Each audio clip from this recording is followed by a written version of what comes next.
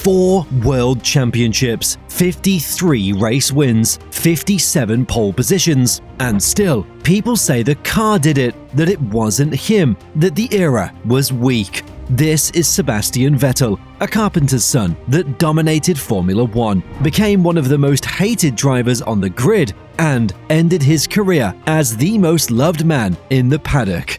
To understand how Sebastian became a 4-time world champion, we have to go back to 1987.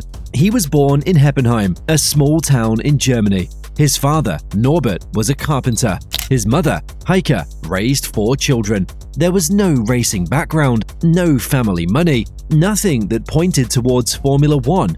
But from a very young age, it was clear this kid was obsessed with racing. By the age of 8, he was karting, and he was quick. He described himself as terrible at school, but he still passed. In 2004, he moved to Formula BMW and destroyed the competition. 18 wins out of 20 starts. Not a good season, not winning some races, 18 from 20. The dominance that would define his career was already there before he even reached Formula 1. He progressed through Formula 3, finished runner-up to Paul di Resta in 2006, and earned a test driver role with BMW Sauber at the age of 19.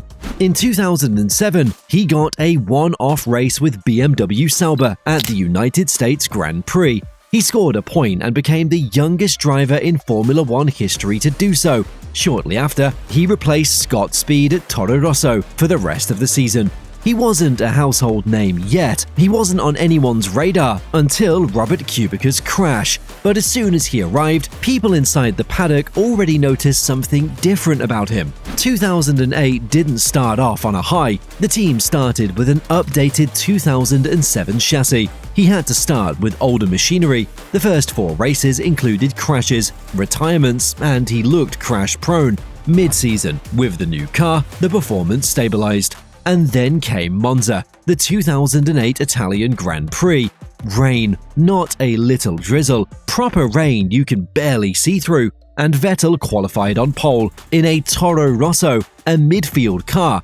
Let that sink in. He beat the McLaren by nearly a tenth and his own significantly faster parent team, Red Bull, by over half a second.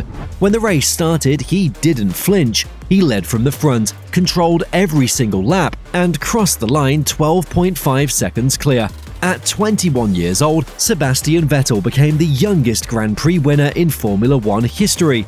Only one other driver has ever won a Grand Prix in a Toro Rosso, Pierre Gasly in 2020, and that had some luck involved. What Vettel did at Monza owed nothing to luck. He was simply better than everyone else on that day. No dominant car, no team strategy, no advantage, just a young man from Heppenheim in a car he had no right to win in. That was the moment I knew this guy was special. He finished the season with more points than Webber and Coulthard from Red Bull Racing combined, a statement. He got promoted to the senior Red Bull team for 2009, and he was immediately a title contender. But it also included a string of errors and a couple of DNFs that made him miss out of the title just 11 points short. He pushed all the way to the final race but finished second to Jenson Button. It confirmed what Monza had suggested. This wasn't a one-off. This was a driver at the very top level, and he was only getting started. It was one of the moments I always remember. Vettel showed he could do it. Then 2010 happened. 4 drivers went into the last race in Abu Dhabi with a chance at the title: Alonso, Webber, Hamilton, and Vettel. That had never happened before. Vettel was 15 points behind the leader. He had never led the championship all season, not once. He won the race from pole. Alonso got stuck behind Petrov's Renault for 40 laps and finished 7th. Vettel took the title by 4 points. At 23 years old, he became the youngest world champion in history. He led the championship for the first and only time all season on the very last day. I grew up watching Schumacher, but was too young to fully understand what dominance looked like. With Vettel, I saw it happen in real time. This was my generation's dominant era, and it started right here. What followed in 2011 was something else. 11 race wins, a record 15 pole positions out of 19 rounds. He wrapped up the title with 4 races to spare. It was the kind of season that should have everyone standing in ovation. Instead, it started a conversation that would follow him for the rest of his career. The car was too good. It wasn't him, it was Red Bull. The 2012 season makes that argument very hard to sustain. The grid had Alonso, Hamilton, Button, Raikkonen, and Schumacher, 5 other world champions, all competitive. Vettel went to the final race in Brazil still in the fight. He got spun around at the first corner by Bruno Senna, fought his way back through the field, and claimed his 3rd consecutive title. 5 world champions on the grid, he still won. In 2013, he won 13 races, 9 of them consecutive, matching Schumacher's record. It was the most dominant season any driver had produced in the modern era, but 2013 will always be remembered for Malaysia. Vettel was running second behind his teammate, Mark Webber. The team gave the coded instruction Multi-21. Car 2 stays ahead of Car 1. Hold position, bring it home. With 13 laps to go, Vettel attacked anyway. He had fresher tires, he was faster, and he couldn't bring himself to follow the instructions. He overtook Webber and won. The podium was one of the most uncomfortable scenes Formula One had produced in years. Webber furious, Vettel apologizing publicly, then taking it back days later. The crowd booing. Christian Horner later confirmed it was payback for a move Webber had made on Vettel in Brazil the previous year, but the public didn't know that. What they saw was a driver who broke the rules when it suited him. Let's be honest here, he ignored a direct team order. You can't do that, regardless of what happened in Brazil before. You follow the instruction or you sort it out behind closed doors. The booing that followed him around the world for the rest of the season was harsh, but he brought it on himself. And in typical Vettel fashion, he kept winning, race after race, podium after podium, and getting booed for it. The strangest thing, the greatest season of his generation, and people hated him for it. 4 consecutive world championships, records that still stand, and a reputation problem that none of it could fix. Then came 2014, the turbo hybrid era arrived. Mercedes dominated, Red Bull fell behind. Vettel went winless for the first time, and beaten by his teammate. It was time to leave.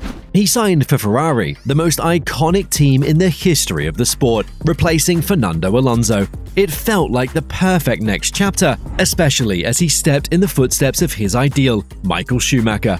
His first season was impressive, 3 race wins, Malaysia, Hungary, and Singapore, a 3rd place in the championship. He described the season as a miracle because Ferrari weren't truly capable of challenging Mercedes yet, and he was right, but he reminded the world that he could win in machinery that wasn't the best on the grid, something he always gets questioned about.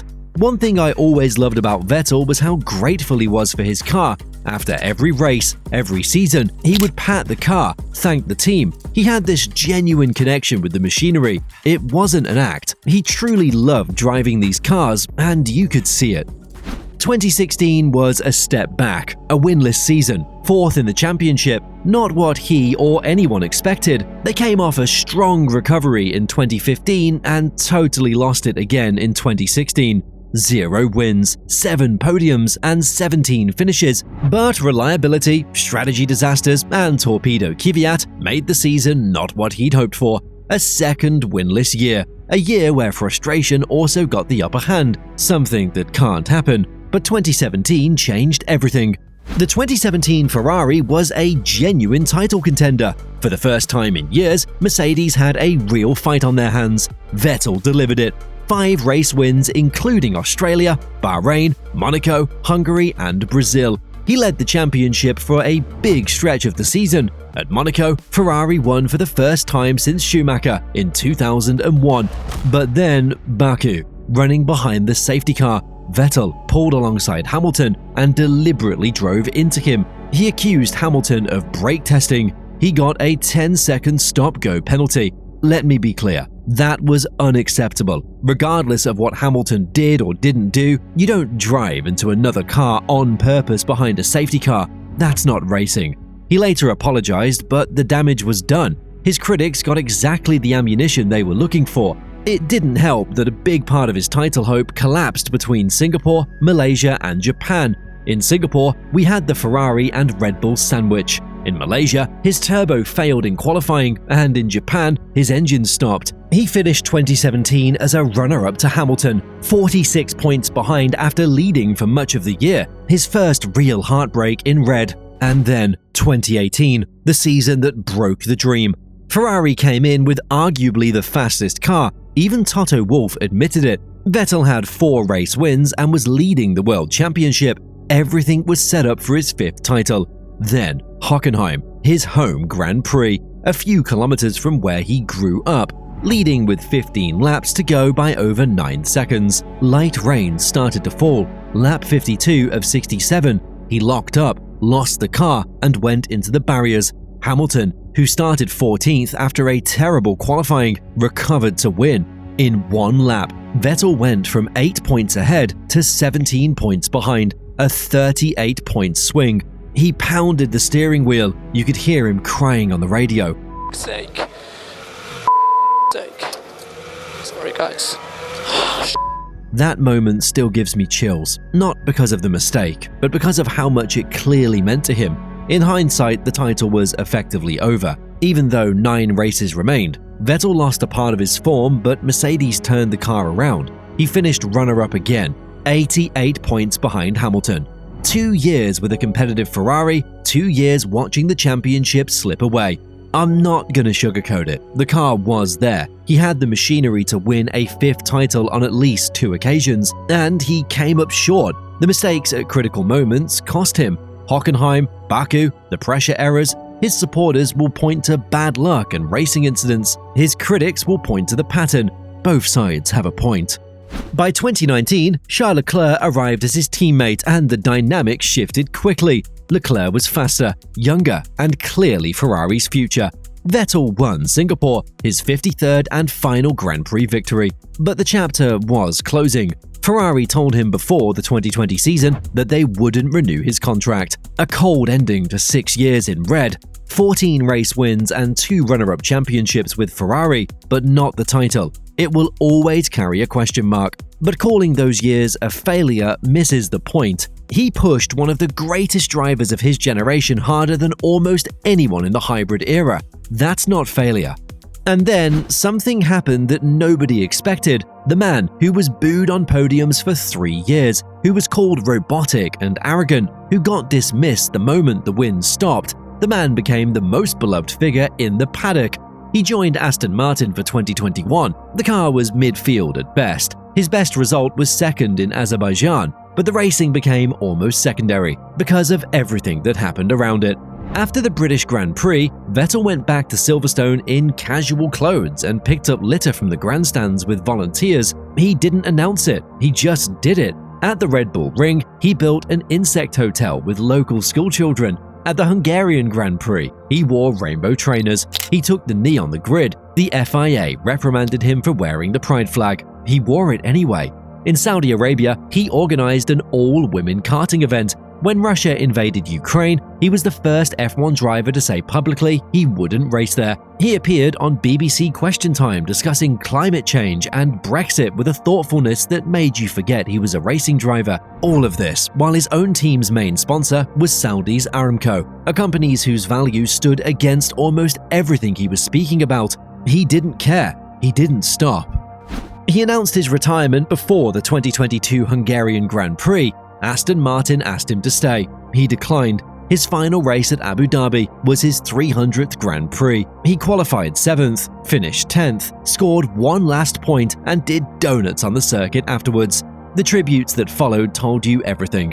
Alonso said their careers would always be linked. Leclerc said Vettel had been there for him during difficult times in a way no teammate ever had. Ricciardo, who beat him at Red Bull in 2014, said he ultimately wanted to destroy the competition, and you had to respect that. He was described as the moral compass of the sport. One thing I always found special was how he named every car he raced, a woman's name every single time. The tradition started with Julie at Monza in the rain. His last Aston Martin was Honey Rider, but the 2022 car, he never named it, as if he already knew it was the end.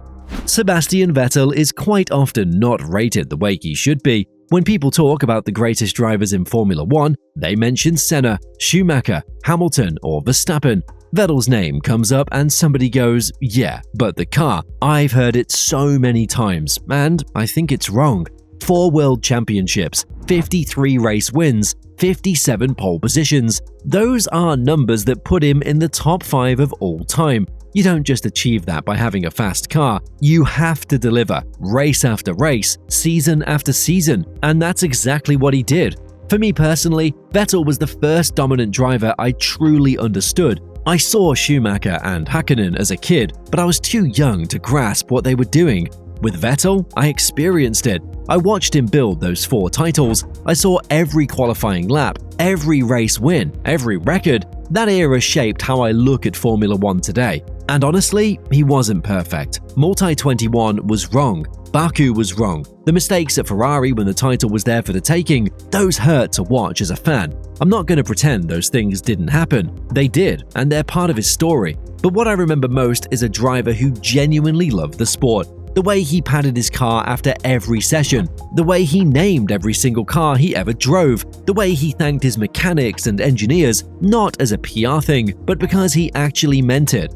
That connection with his team and his machinery was real, and you don't see that a lot in Formula 1. I also think people forget how good he was in the rain. Monza 2008 in a Toro Rosso. That's not a car thing, that's pure talent. You can give 20 drivers that same car in those same conditions, and maybe 1 or 2 of them win that race. He was that one. The people who raced against him knew it all along. His rivals defended him at his retirement. His teammates called him a brother. The paddock called him a moral compass. It's funny how that works sometimes. The drivers nobody wanted to rate turned out to be the one most worth rating. Sebastian Vettel is one of the greatest to ever race in Formula 1, and I'll always believe that. If you like Formula 1 documentaries, then I have something for you about one of my favorite drivers of all time, Kimi Räikkönen.